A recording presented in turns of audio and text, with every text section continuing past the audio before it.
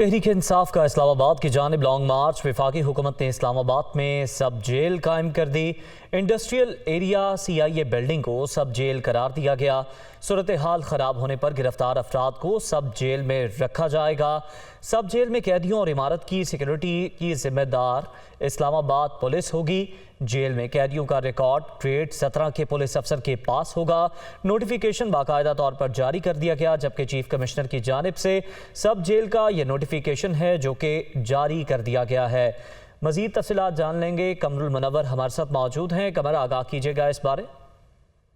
जी बिल्कुल, chief commissioner Islamabad की जानिब से एक नोटिफिकेशन जो है वो जारी किया गया है, जिसमें इस्लामाबाद का जो पुलिस CIA सेंटर है उसको सब जेल करार दे दिया गया है। और इंडस्ट्रियल एरिया जो I9 का इलाका है वहां पर ये CIA की बिल्डिंग जो वाक़या है इसको सब जेल करार दिया गया है।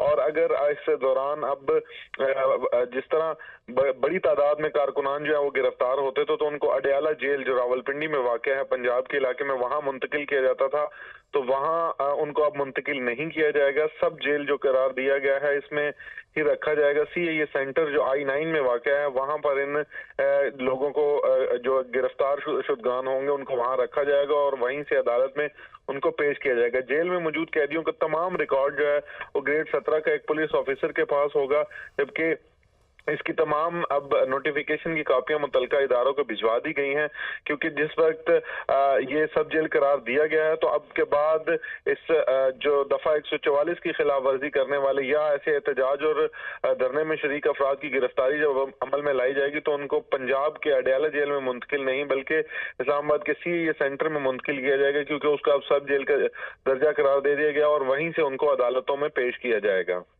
जी बहुत शुक्रिया आपका कमरुल मुनव्वर।